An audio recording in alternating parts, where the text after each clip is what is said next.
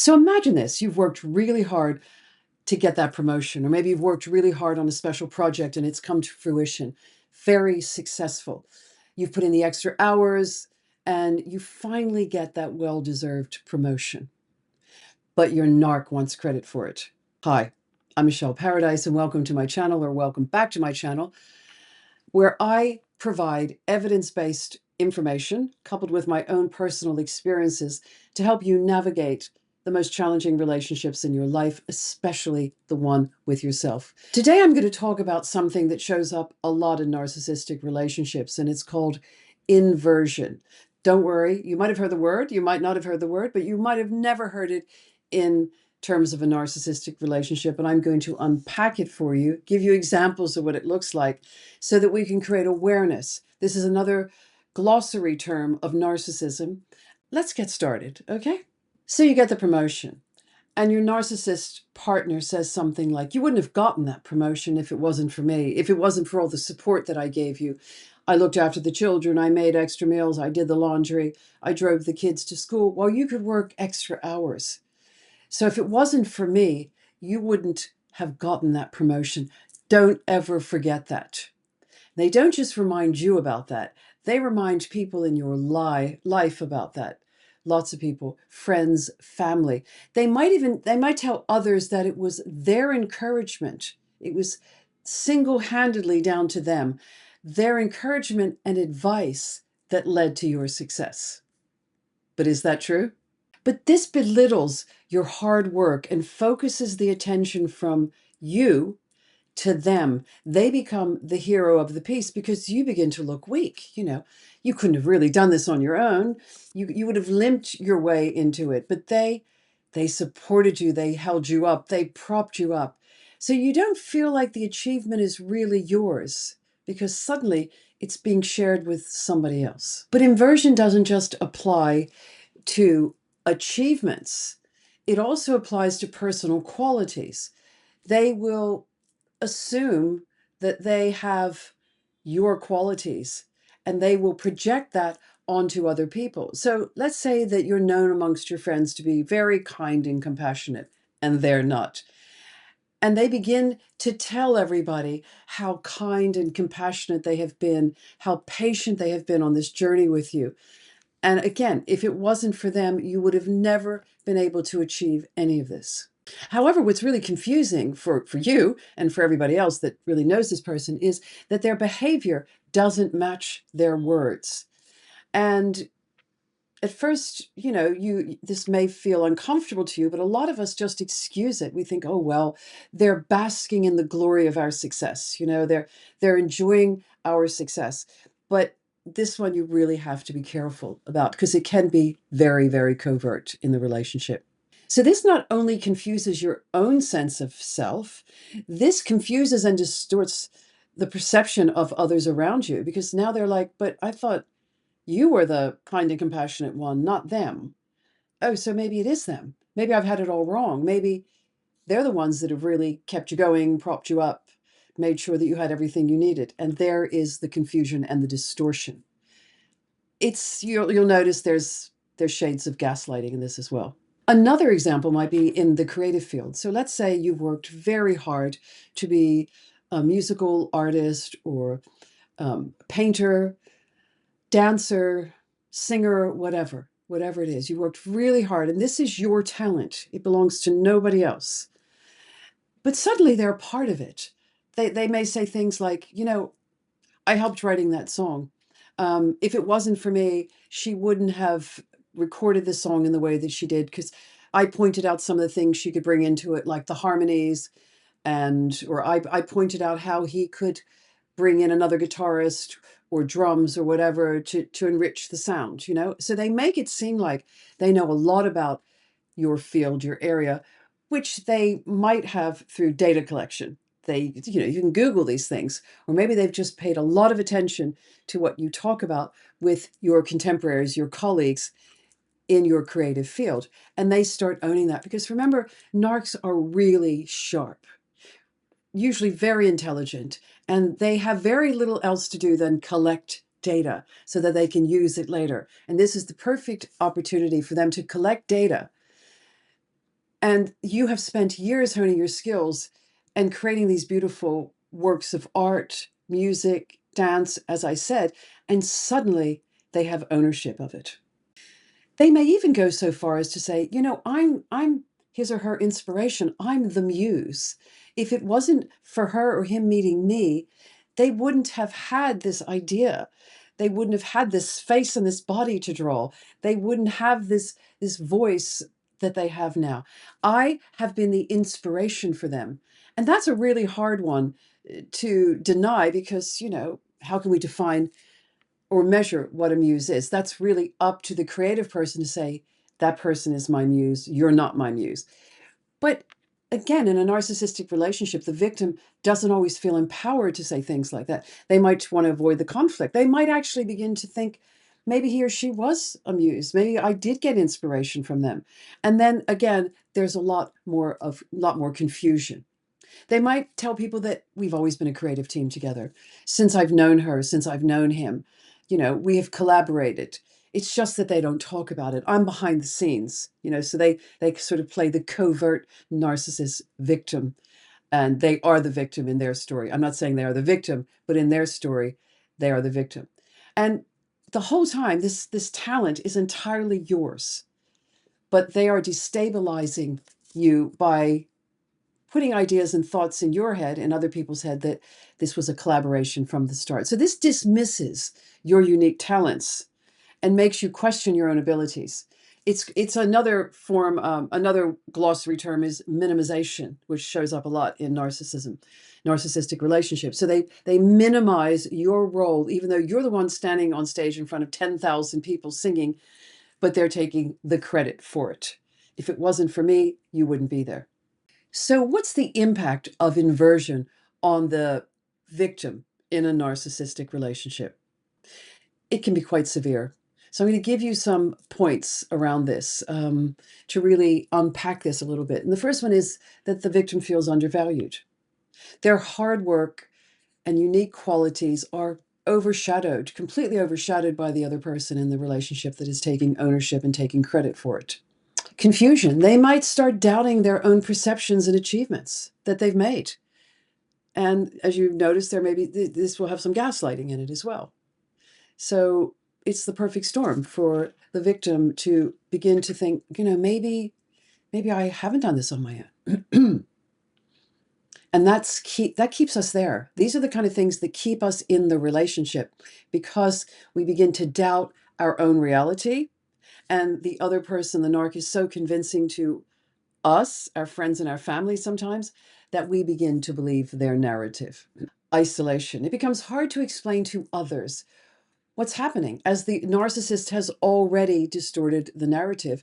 They've gone around, I don't know if you remember the term flying monkeys, but, they start talking to one person, two people, and before you know it, they have people going out there. Flying monkeys, reference to the Wizard of Oz and the Wicked Witch, who had the monkeys that went out and did her dirty work. So in this situation, they might tell colleagues, they might tell family members, and they're passing it around. Oh, did you know that, my son-in-law has done this amazing thing, but if it wasn't for his wife, my daughter, he would never be where he is today because she's the one that made the sacrifices, or vice versa. It could be the other way around. So the parents, family, whatever, become the flying monkeys, and they begin to spread this around. So then when the daughter-in-law meets the family again for a meal or whatever, they're all talking about, well, congratulations for your achievement, but if it wasn't for him, you would not be where you are today. And there's this sort of continual confirmation bias that after a while you begin to think, well, they're probably right. They're probably right. If it wasn't for him, I wouldn't have this success that I have today. And we stay, we believe, and we stay. So over time, this really can erode the victim's self-esteem and sense of identity.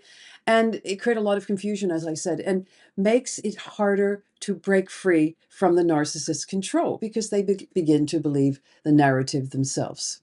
So recognizing inversion in your relationship, and I hope that, well, I don't hope that you recognize any of this, but if you do, because it does exist in many, many narcissistic relationships, and you're watching this because you're interested in this topic.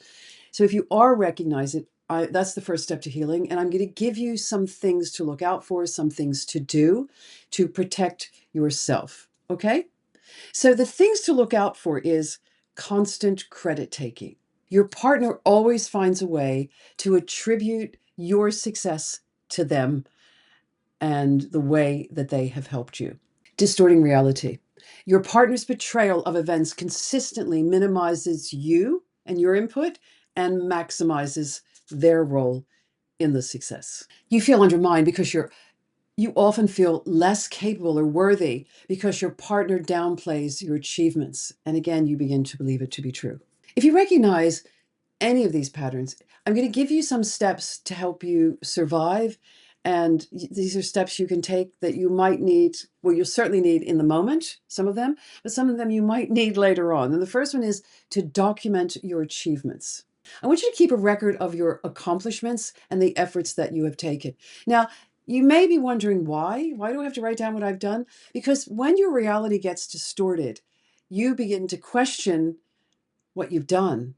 And I want you to know that what you've done, all those things are real. So daily, weekly basis, I want you to write down, let's say you're working on a big project, or let's say you're working towards a promotion and you're doing all these extra things. I want you to write down your steps of achievement. Even if they're tiny little steps, I want you to write them down because you may need to refer back to them one day to remind yourself what really happened, not what your narc is telling people happened. Set clear boundaries. A lot of people out there think that boundaries don't work with narcissists. I totally disagree because this particular type of boundary I'm going to suggest you today is not with the narcissist necessarily. This is a self boundary. And that is what I'm going to call oversharing. I want you to stop oversharing. Okay, so maybe you come back from work and the narc says to you, so how's it going with your promotion? Or how's it going with the big project? And you go, well, today this happened and I did this and they said that and so on and so forth. They are data collecting, remember, and they're not going to use a lot of this information to your benefit. They're going to use it against you. So even if you have to tell white lies, if there is such a thing, I want you to do it. I mean, you can say things like, I've signed an NDA for this particular project. It's very high profile. I cannot discuss it even with you. But as we get to the end of it, I will tell you everything. Okay? And you're not necessarily going to do that. All right? The same with your promotion. How's it going? What have you done today? Well, you might tell them all the things that you've done, but this time I don't want you to. And what I want you to do is everything that you go into that has to do with your achievements in the future, you don't overshare. You begin to pull back at what you share. You can even say things like, even if you don't believe in this, you can say things like, you have my permission to say this. I don't want to jinx it. It's going well. I don't want to talk about it. I don't want to jinx it. As soon as I'm in the right position and everything is dotting the I's and crossing the T's, I will tell you all about it, which of course you don't have to. So this is a self boundary. This is managing, taking agency over what you share with others, especially the narc. Now, seek support. This gets bandied about a lot. Seek support, get people on board, talk to your family and friends. Absolutely. But I'm going to take it from a very different perspective. I want you to talk to your family and friends and get support with people that are, there for you and only you, because you will need them as accountability partners, let's say, later on. They'll remind you of what you've done, even when the narc is going around telling people, with his flying monkeys or her flying monkeys, telling people that it was them that was instrumental in you and your success, you getting your success or you getting your promotion or completing the project. I want people to know that you have anchored people in your life that know the truth. Now, I don't recommend that they argue with the narc. I don't want them to push back. I just want them to be there for you so that you have a support system and you know the truth. It goes back to writing it down. It's the same thing, but it's human people, three-dimensional, that know what really happened. Okay? So remember that inversion is a very powerful tool that narcissists use to manipulate and control you. And by understanding this, you can take steps to protect yourself and you can reclaim your sanity, your self-worth, and your identity. So you know that I frequently bring in a personal experience of whatever I'm talking about. And I had this years ago with in a narcissistic relationship. I was dating this guy, and he took me to several events. And this one particular event he took me to, he introduced me to this high profile person who was in my area of work. And we got on very well, and it ended up in a collaboration, which was wonderful for me and hopefully wonderful for them. However, my narc partner at the time said, you know, if it wasn't for me introducing you to that person, you wouldn't be where you are today. And not a day went by that they didn't remind me that if it wasn't for them introducing me to this person, I would never have the success that I had. Now, the thing is, my belief is you can introduce somebody to someone, but the rest is up to you. But they could not see it that way. So that's a really clear example. And I hope that none of you have experienced this, but some of you may have. So please raise your awareness around it. Pay attention. Because what I ultimately want you to do, if this becomes overpowering, overwhelming, too much coercive control, I want you to really consider getting out. And I know that's not easy, but it really is the gold standard to your survival. Okay, so thank you very much for following me today, listening to my video here. And please hit the subscribe button. Thank you for your wonderful comments. They're really amazing. I'm going to get to answer each and every one of them. We'll put some book references around this topic in the notes afterwards. And stay safe, stay alert, stay awake. And I look forward to seeing you soon.